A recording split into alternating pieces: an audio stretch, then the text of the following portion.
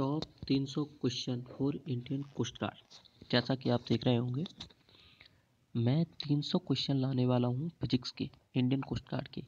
तो उनमें से आज मैं स्टार्ट करूँगा ओनली 15 क्वेश्चन कर करके मैं 20 दिन में आपको 300 क्वेश्चन करा दूँगा। एग्ज़ाम है आपका मिड मार्च में, उससे पहले मैं आपके साथ सारे 300 क्वेश्चन कवर करा दूँगा। बेहतरीन क्वेश्चन के साथ वीडियो को स्टार्ट करते हैं। जय हिंद दोस्तों। तो स्वागत है आपके अपने YouTube channel Bhind defence academy पर। आज मैं लेके आया हूँ PYQ means previous year questions, जो कि रेलवे, SSC और बैंकिंग के कई और एग्जामों के साथ आ चुके हैं। तो इन क्वेश्चन को लाने का मेरा एक ही मकसद है कि इस बार इंडियन कोस्ट गार्ड के एग्ज़ाम में आप 25 में से 25 का स्कोर अचीव कर सकें। तो चलिए स्टार्ट करते हैं अपने पहले क्वेश्चन के साथ। तो आज का हमारा पहला question, for which diode is used, मतलब डायोड का इस्तेमाल हम इनमें से किसके लिए करते हैं? ए मॉड्यूलेशन के लिए, बी ऑसिलेशन के लिए, या सी एम्प्लीफिकेशन, या डी प्यूरिफिकेशन। तो इसका जो सही आंसर होगा वो डी प्यूरिफिकेशन के लिए हम डायोड का यूज करते हैं। तो हमारा दूसरा question, who among the following develop the technology of underground nuclear explosion. Underground nuclear explosion technology को किसके द्वारा विकसित किया गया? तो वो सब हम सभी जानते हैं, वो हैं हमारे डॉक्टर होमी जागिर बाबा। ए इसका करेक्ट आंसर होगा। तो चलते हैं अपने तीसरे क्वेश्चन पे। तो ये रहा हमारा तीसरा क्वेश्चन,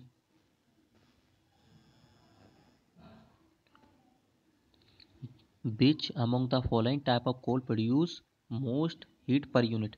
तो इनके कहने का क्या मतलब है? ये कह रहे हैं कि इनमें से कौन सा कोल है जो सबसे ज़्यादा हीट प्रोड्यूस करता है पर यूनिट एरिया। तो वो है हमारा सी एंथ्रासाइट। एंथ्रासाइट हमारा जो कोल है वो सबसे ज़्यादा हीट प्रोड्यूस करता है पर यूनिट। चौथा हमारा question, which among the following wave is used for communicating bye artificial satellite. Artificial satellite से कम्युनिकेट करने के लिए हम किस वेव का इस्तेमाल करते हैं? तो इसके आंसर दो हो सकते हैं, या तो माइक्रोवेव या रेडियो वेव्स। आप इसके दोनों आंसर लगा सकते हैं। अगर दोनों दिए जाएं तो मैं आपको प्रोबेबल जो आंसर बताऊंगा वो माइक्रोवेव होगा। देखो क्या होता है, जो हमारे पास जो सेल फोन यानी मोबाइल फ़ोन होते हैं, वो जो वेव या वो जो सिग्नल प्राप्त करते हैं टावर से, वो होता है रेडियो वेव। और टावर जो सिग्नल या वेव प्राप्त करते हैं आर्टिफिशियल सैटेलाइट से, वो होती हैं हमारी माइक्रोवेव। तो अगर आपको ए और बी बोथ करके ऑप्शन आता है तो आप ए और बी बोथ करके लगा सकते हैं, नहीं तो आप सबसे ज़्यादा जो प्रोबेबल आंसर होगा वो हमारा माइक्रोवेव होगा। तो इसका सही आंसर क्या होगा? माइक्रोवेव। तो हमारा पांचवा question, what is found in frequency modulation. Frequency modulation में हम क्या पाते हैं? मतलब जब हम फ्रिक्वेंसी मॉड्यूलेशन को देखेंगे तो उनमें से हमें क्या प्राप्त होगा? फ्रिक्वेंसी मॉड्यूलेशन को जो हम देखते हैं तो उसमें हमें ए फिक्स्ड फ्रिक्वेंसी प्राप्त होती है। क्या होती है? फिक्स्ड फ्रिक्वेंसी प्राप्त होती है फ्रिक्वेंसी मॉड्यूलेशन में। तो हमारा 6 नंबर का क्वेश्चन बहुत ही ज़बरदस्त क्वेश्चन। तो ये क्या कह रहे हैं? ये कह रहे हैं, when the speed of car is doubled then what will be the braking force of the car to stop it in the same distances. इस क्वेश्चन का आंसर बताने से पहले मैं आपको कुछ कॉन्सेप्ट बताना चाहूँगा। अगर आपने सुना होगा स्टॉपिंग डिस्टेंस के बारे में। स्टॉपिंग डिस्टेंस क्या होता है? स्टॉपिंग डिस्टेंस वह डिस्टेंस है जब कोई गाड़ी किसी स्पीड से चल रही है, उसके बाद अगर कोई ड्राइवर या चालक गाड़ी को रोकता है ब्रेक लगा के, तो ब्रेक लगाने के बाद गाड़ी द्वारा जो डिस्टेंस कवर्ड होती है वो हमारी होती है स्टॉपिंग डिस्टेंस। क्या होती है? Stopping distance. तो स्टॉपिंग डिस्टेंस जो होती है ना, वो जिस स्पीड से गाड़ी चल रही है उसके स्क्वायर के बराबर होती है। मीन्स स्टॉपिंग डिस्टेंस एज हमारी जो होती है वो डायरेक्टली प्रोपोर्शनल होती है किसके, जो इस गाड़ी जो जिस स्पीड से चल रही है उसके स्क्वायर की। तो इस क्वेश्चन में भी हम इसी कॉन्सेप्ट का यूज करेंगे और आंसर निकालेंगे। तो चलिए यूज करते हैं। एस बराबर स्टॉपिंग डिस्टेंस हमें निकालनी है, कितने टाइम्स होगी अगर speed of car is double, यानी कार की जो स्पीड है वो डबल कर दिया जाए। डबल मतलब ट्वाइस, यानी 2u। तो ट्वाइस करेंगे उसका तो कितना आएगा, 4u।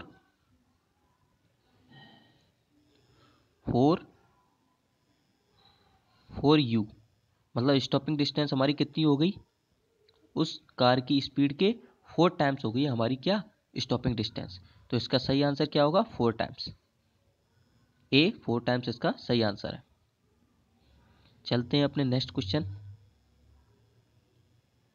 हमारा जो नेक्स्ट क्वेश्चन है, the dimension of which of the following is same as that of impulse. इनमें से किसका डायमेंशन इम्पल्स से सेम है। तो इनमें से जो है वो है मोमेंटम। मोमेंटम का डायमेंशन इम्पल्स से सेम है। देखो कैसे, मैं आपको बता देता हूँ, आप निकाल के भी देख सकते हैं। इम्पल्स बराबर जो होता है वो होता है आई बराबर एफ इंटू टी, यानी फोर्स इंटू टाइम। और हमारा जो मोमेंटम होता है, मोमेंटम को हम पी से रिप्रेजेंट करते हैं। पी बराबर होता है हमारा एम बी, यानी मास इंटू वेलोसिटी। तो आप इन दोनों की फॉर्मूलों की सहायता से इनके डायमेंशन निकाल सकते हैं और देख सकते हैं कि मोमेंटम और इम्पल्स का डायमेंशन सेम होता है। तो चलते हैं अपने 8 नंबर के क्वेश्चन पे। हमारा जो 8 नंबर का क्वेश्चन है वो क्या कहता है, 8 नंबर का जो हमारा क्वेश्चन है वो कहता है विच among the following is the fundamental quantities. इनमें से कौन सी हमारी फंडामेंटल क्वांटिटी है। वॉल्यूम हमारी फंडामेंटल क्वांटिटी नहीं है, वेलोसिटी हमारी फंडामेंटल क्वांटिटी नहीं है, फोर्स हमारी फंडामेंटल क्वांटिटी नहीं है। तो इनमें से कौन है हमारी जो फंडामेंटल क्वांटिटी है, वो है टाइम। टाइम हमारी क्या है, फंडामेंटल क्वांटिटी है। तो वैसे हमारी फंडामेंटल क्वांटिटीज़ जो होती हैं वो 7 फंडामेंटल क्वांटिटीज़ होती हैं। इनमें मेजरली आप डायमेंशन फार्मूले में भी देखते होंगे, जिन क्वांटिटीज़ का यूज हम करते हैं, जैसे एम एल टी, आपने जनरली देखा होगा एम एल टी का यूज करते हैं हम डायमेंशनल फार्मूला में। एम का मतलब होता है मास, लेंथ और टाइम। तो ये तीनों भी हमारी क्या होती हैं, फिजिकल क्वांटिटीज़ होती हैं। चलते हैं अपने नेक्स्ट क्वेश्चन पे। If the diameter of capillary is doubled, then the rise of water in it will be। ये क्या कह रहे हैं, कोई एक गिलास है, अगर उस गिलास में कोई कुछ लिक्विड भरा है, उस लिक्विड भरे में अगर हम कोई एक कैपिलरी ट्यूब डालें तो वो डालने के बाद पानी हमारा कितना राइज होगा, यानी कितना ऊपर आएगा, तो वो हमें बताना है। तो इसके लिए मैं आपको एक कॉन्सेप्ट बता दे रहा हूँ।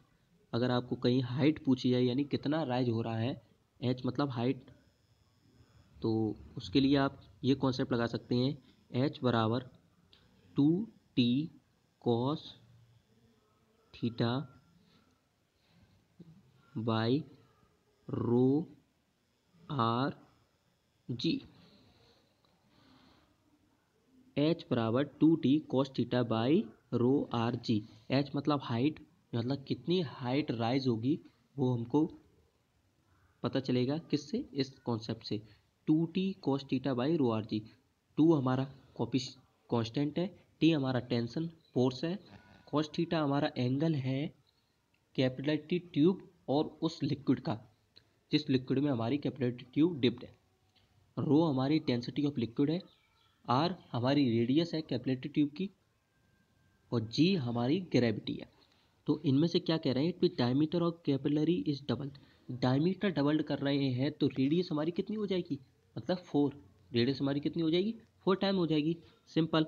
तो उसी का उपयोग करके हम निकालते हैं, एच बराबर 2t बाई 2 नहीं sorry 4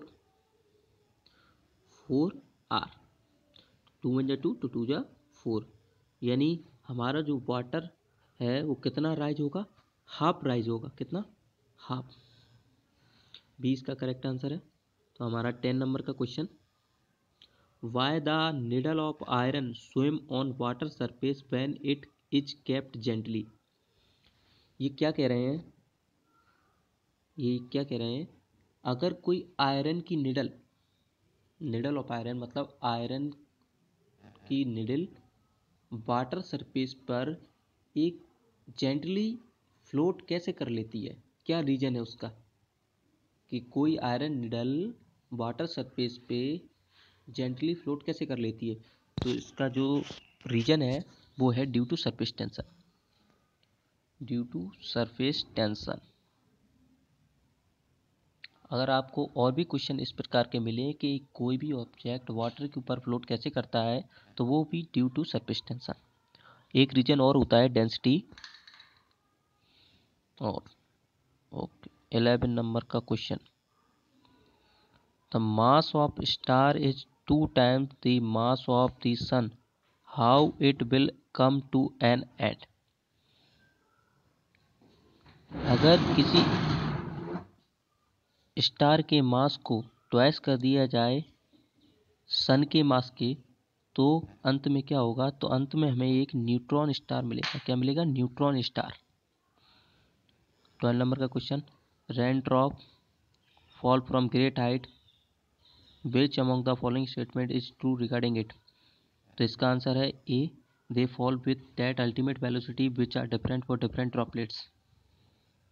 next question 13, on which of the following technique photostat machine work. तो इसका आंसर है C, electrostatics image making. Next question, 1 kilowatt hour is equal to, 1 kilowatt our किसके इक्वल होता है? 1 किलोवाट आवर जो है वो 6 मेगाजूल के इक्वल होता है। Next question, what is the minimum escape velocity of rocket to be launched into space. Earth surface से मिनिमम एस्केप वेलोसिटी कितनी होगी किसी ऑब्जेक्ट को स्पेस में भेजने के लिए? तो इसका आंसर है 11.2 किलोमीटर पर सेकेंड। 11.2 किलोमीटर पर सेकेंड। तो थैंक यू दोस्तों, जय हिंद दोस्तों, धन्यवाद। वीडियो पसंद आई हो तो चैनल को लाइक करें, सब्सक्राइब करें और बेल आइकन को दबाना ना भूलें।